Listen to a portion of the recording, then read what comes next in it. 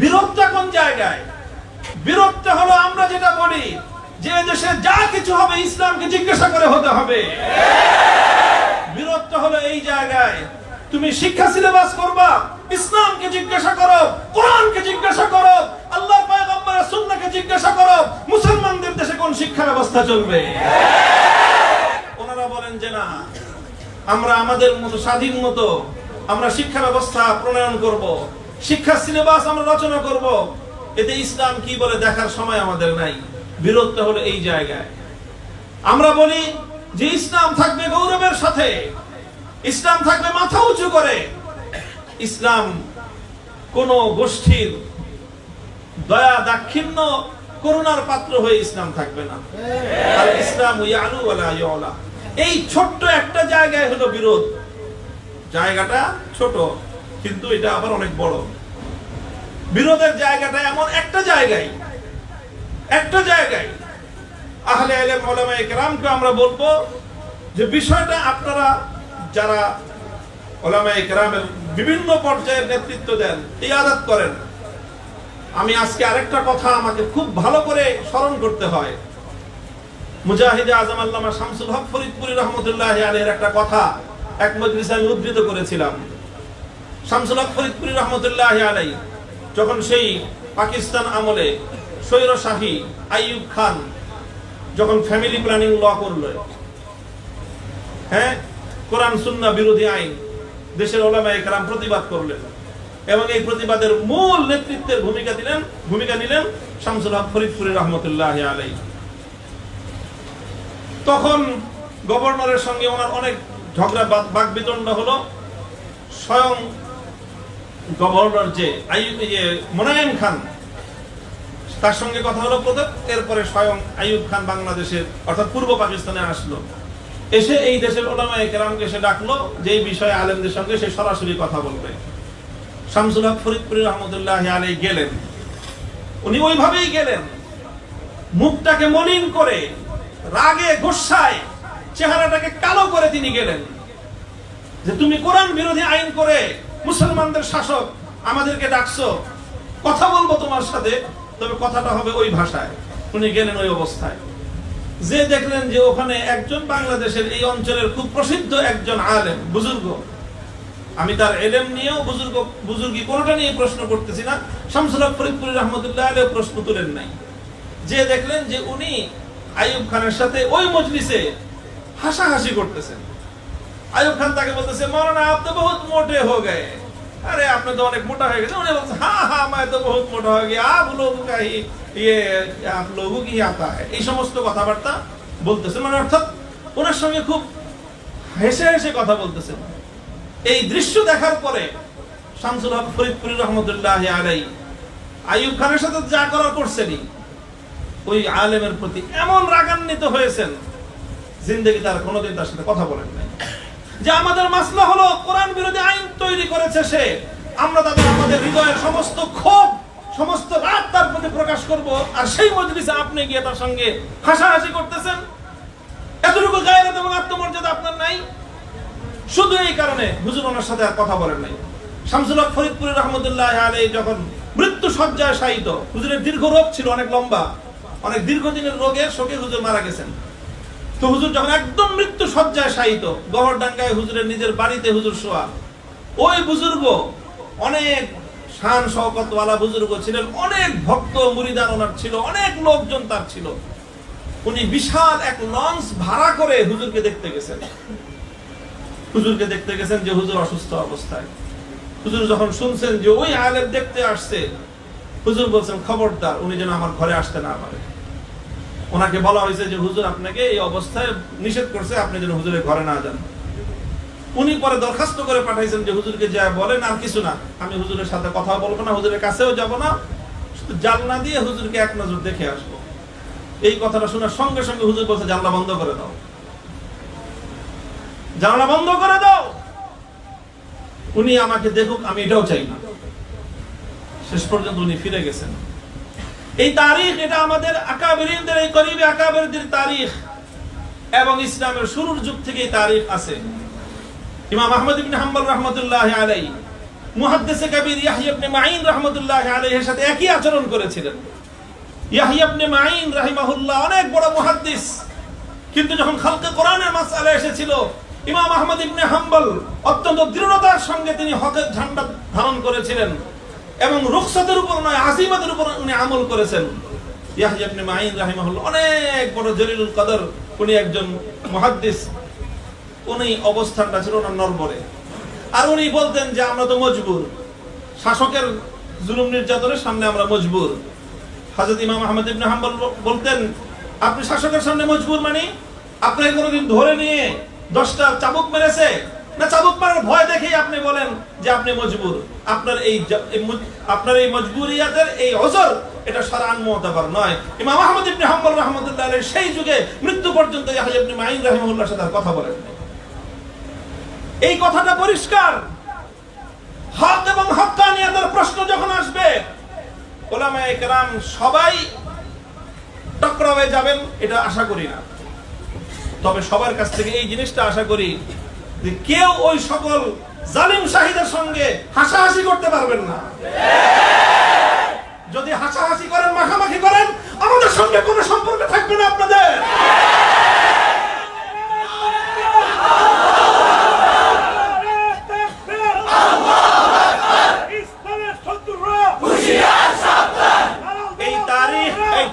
এই তারিখ এবং এই ইতিহাস আমরা আমাদের আকাবের থেকে শিখেছি। খুব হুঁশিয়ার, ইতিদালের সঙ্গে কথা বলতে হবে, ইতিদালের সঙ্গে প্রত্যেকটা নকল হরকত করতে হবে। আখেরি যে স্লোগান, এটা সম্পূর্ণ আমি রদ করতেছি, কারো বিরুদ্ধে শিকায়েত নেই আমার।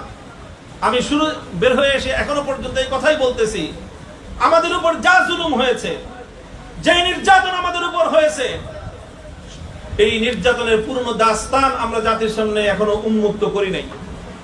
যদি কোনোদিন প্রয়োজন মনে করি, একটা একটা করে দাস্তানের পাতা খুলবো, জাতি জানবে আমাদের সঙ্গে, উলামায়ে কেরামের সঙ্গে শাসকদের পক্ষ থেকে জুলুম এবং নির্যাতনের কি কি ইতিহাস রচনা করা হয়েছে। সব কথা আমরা বলতে চাই না, তবে আমি একটা কথা আমি বলেছি, পরিষ্কার আজও বলি, আমি মনে করি যে আমি সহ আমাদের যত সহকর্মী আছে, আমাদের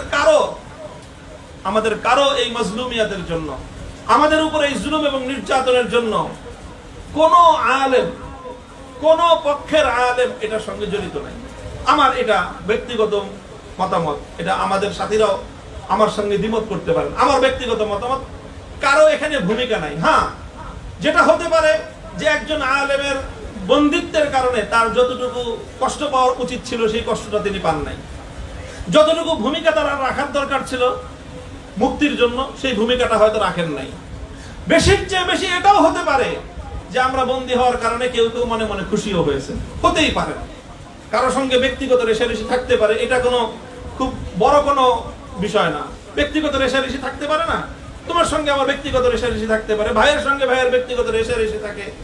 ভাই যার সঙ্গে রেষারেষি, সে বিপদে পড়লে আরেক ভাই একটু কি হয়, ভালো হয়েছে, ঢুকছো না, এবার মজা পাও, বড় বড় কথা। তো আমার সম্পর্কে তো অনেকেই কথা বলছে যে বেশি বড় বড় কথা কয়, এবার মজা বুঝুক, আরো ভালো করে বুঝুক, তারপরে বের করব।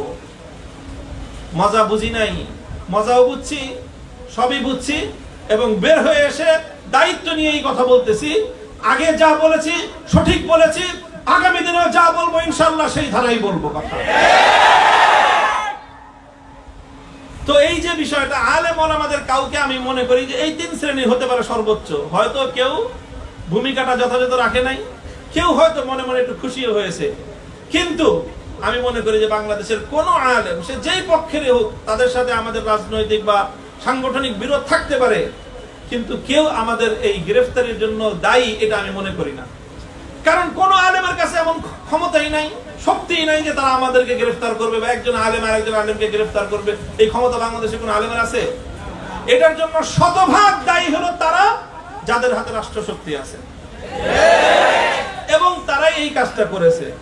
তারা এই কাজটা করে কি, যে তারা আমাদের উপর জুলুম করলো, আবার আমাদেরকে এসে বলে, আরে হুজুর, আর আপনাদের উপর জুলুম করছে তো ওই যে অমুক হুজুরের কারণে, আপনাকে অ্যারেস্ট করা হয়েছে অমুক হুজুরের কারণে। ও অমুক হুজুরের কারণে তুমি আমার অ্যারেস্ট করলা, আর এত হুজুর যে আমাদের মুক্তি ছিল, তখন তো মুক্তি দিতে পারলা না। এইগুলো হলো আরেকটা ভণ্ডামি এবং ভাওতাবাজি। আমাদের আলেম আলেম ওলামাদের মধ্যে পারস্পরিক দ্বন্দ্ব এবং সংঘাতটাকে বৃদ্ধি করার একটা পায়তারা। এই জন্য আমি পরিষ্কার আমার ব্যক্তিগত জায়গা থেকে আমি বলে দিচ্ছি, আমি আমার এই গ্রেফতারির জন্য, আমার উপরে এই জুলুম নির্যাতনের জন্য বাংলাদেশের কোন আলেমকে, কোন ইসলামপন্থীকে ন্যূনতম আমি দায়ী মনে করি না।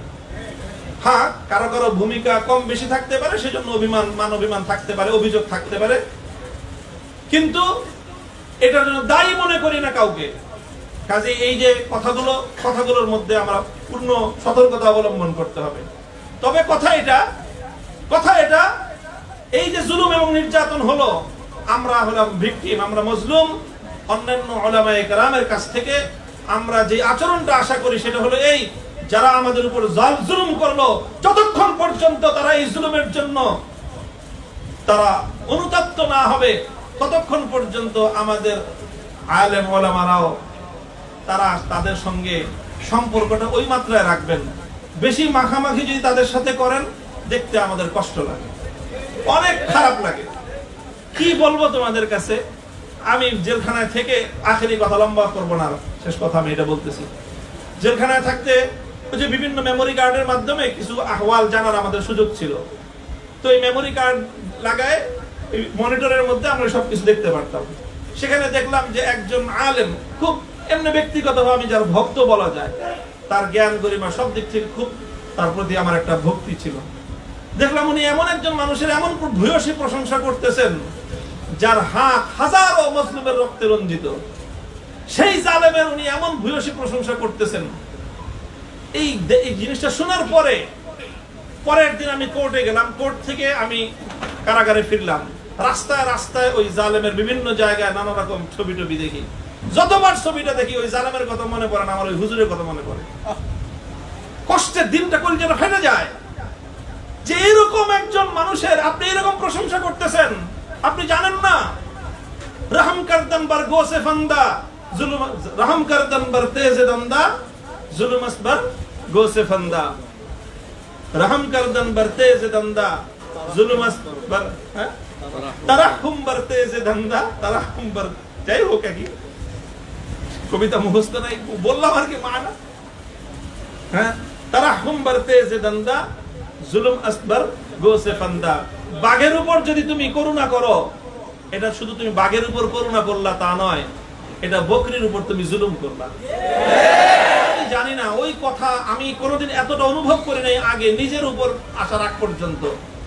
আমার কাছে তখন মনে হয়েছে আমিও এরকম ভুল অনেক করেছি, অনেক ঘুরেছি। আমরা যখন এরকম অনেকের প্রশংসা করতাম, তখন এরকম প্রত্যেকটা মজলুমের হৃদয়ে গিয়ে আমাদের এক একটা কথা সুরের মতো বিদ্ধ হতো। কাজে এই জন্য কোন জালেমের প্রশংসা করার সময় আমি সকলকে বলতেছি, মজলুমদের ওই আহাজারি বদদুয়া থেকে ভয় পাওয়া উচিত আমাদের। কোন জালেমের প্রশংসা করার আগে হাজারবার মজলুমদের কথা চিন্তা করা দরকার। আমরা নানা রকম হিকমত আবিষ্কার করে জালেমদের এই প্রশংসা করাকে বৈধতা দেওয়ার, হালাল করার চেষ্টা করি। হালাল করতে পারি, ফতোয়ার কলম তো নিজেদের হাতে আছে, কিন্তু মজলুমের হৃদয়ের আহাজারি বন্ধ করতে পারবি না। আল্লাহ না জানে ওটা কত কঠিন কোন বিপদ ডেকে আনতে পারে, বড় কঠিন পরিণাম বয়ে নিয়ে আসতে পারে। আল্লাহ হেফাজত করুক আমাদের সকলকে। এলোমেলো কয়েকটা কথা আমি বললাম, আমার এই কথার মধ্যে জানি না কোনো বেএতদালি হলো কিনা। আমাদের বারিধারা মাদ্রাসার মুহতামিম হযরত মাওলানা মনির হোসেন কাসেমি হাফিজাহুল্লাহ তাআলা, অনেক কথাই হয়েছে, সামনাসামনি আর খুব বেশি কথা আমি বলতে চাই না। তবে আমি আমার এই 3 বছরের জীবনে কারাবন্দী, আমার মধ্যে শারীরিক যতটা কষ্ট গেছে তার চেয়ে অনেক বেশি মানসিক যেই চাপটা আমি অনুভব করেছি, আমার এই মানসিক এই চাপের সময়ে, মানসিক এই মজলুমিয়াতের সময় যে লোকটা আমাকে সবচেয়ে বেশি হিম্মত আফজাই করেছেন, সবচেয়ে বেশি সাহস জুগিয়েছেন, যিনি, তার নাম হলো আল্লাহ মনির হোসেন কাসেমি হাফিজাহুল্লাহ তাআলা। আমি আল্লাহর কাছে দোয়া করি আল্লাহই যেন তার এর পরিপূর্ণ জাযা ওনাকে দান করেন। আমিন। ওনার সবচেয়ে কঠিন বিপদের সময় যেন আল্লাহ পাক ঠিক এইভাবেই ওনার দস্তগিরি করেন। আমিন।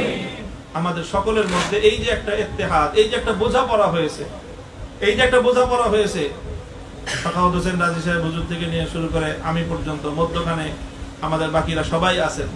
মনির হোসেন কাসেমি সাহেব আছেন, হাবিবুল্লাহ মাহমুদ কাসেমি সাহেব আছেন, জুনায়েদ আল হাবিব সাহেব আছেন, মঞ্জুর ইসলাম আফিন্দি সাহেব আছেন, আমাদের অন্যান্য উলামায়ে কেরাম আমরা যারা আছি, ইনশাআল্লাহ ইনশাআল্লাহ জুলুমের দিন চলে গেছে, জুলুমের দিন চলে গেছে। সামনের ইতিহাস ইনশাআল্লাহ ভিন্নভাবে রচিত হবে। ছাত্র ভাইদেরকে এটার জন্য খুব দায়িত্বশীল হইতে হবে, খুব দায়িত্বশীল। আবেগী শুধু নয়, সিদ্ধান্ত নিয়ে রাখতে হবে নিজের জীবনে। আফিয়াতের জন্য আল্লাহর কাছে দোয়া করতে হবে যে আল্লাহ সহি সালামতে রাখো, দুর্বল মানুষ, বিপদ কঠিন দিও না। কিন্তু যদি আল্লাহ না করুন কারো জীবনে যদি বিপদ চলে আসে, তখন খুব ইস্তেকামতের সাথে থাকতে হবে। আলহামদুলিল্লাহ আমার অভিজ্ঞতা হলো এই, আল্লাহ পাক আমাদের জন্য পরীক্ষা খুব বেশি কঠিন করেন না। আমরা সামান্য একটু ইস্তেকামতের সাথে থাকতে পারলে আল্লাহর পক্ষ থেকে এমন গায়েবে নুসরত চলে আসে, যেটা আমাদের বড়দের ওই পরিমাণ আল্লাহ সাহায্য পাইতে আরো অনেক লম্বা ত্যাগ আর কোরবানি দিতে হয়েছে। আমরা যেহেতু দুর্বল, আল্লাহ আমাদের সঙ্গে দুর্বলের মুআমালা করতেছেন। ইনশাআল্লাহ ইস্তেকামতের সাথে থাকবো, হক এবং হাক্কানিয়াতের সাথে থাকবো, হিম্মতের সাথে থাকবো। আর হলো মূল ওই উসুল মনে রাখতে হবে, আমরা হটকারিতার পথেও চলবো না। হ্যাঁ, খুব মুখস্থ রাখবা, চাটুকারিতা এটা কিন্তু এখন আমাদের নতুন ফিতনা। পুরা উলামায়ে বাংলাদেশকে চাটুকার জাতিতে পরিণত করার নানা রকম আয়োজন চলছে। এই ফিতনা, এই যে কারারুদ্ধ হওয়ার ফিতনা, মাইর খাওয়ার ফিতনা, জুলুম নির্যাতনের মুখে পড়ার ফিতনা, এগুলোর চেয়েও বড় ফিতনা হলো আমাদেরকে একটা চাটুকার জাতিতে পরিণত করার চেষ্টা করা হচ্ছে। এই জন্য যেখানে গেলে চাটুকারিতা করা লাগতে পারে বলে কারো আশঙ্কা হয়, তার ধারে কাছে কেউ যাবে না। আল্লাহ পাক আমাদেরকে হেফাজত করুন ইনশাআল্লাহ। আল্লাহ পাক রব্বুল আলামিন আমাদেরকে ইত্তেহাদ ইত্তেফাকের সাথে, সমন্বয়ের সাথে সামনের দিকে অগ্রসর হওয়ার তৌফিক আল্লাহ পাক আমাদেরকে দান করুন। ওয়া আখিরু দাওয়ানা আলহামদুলিল্লাহি রাব্বিল আলামিন। সম্মানিত উপস্থিতি, এই পর্যায়ে আমাদের জামিয়ার শেখুল হাদিস সকলের মুরব্বী আল্লামা ওবায়দুল্লাহ ফারুক সাহেব এবং দোয়ার মাধ্যমে আজকের এই অনুষ্ঠানের সম্প্রচার ইনশাআল্লাহ।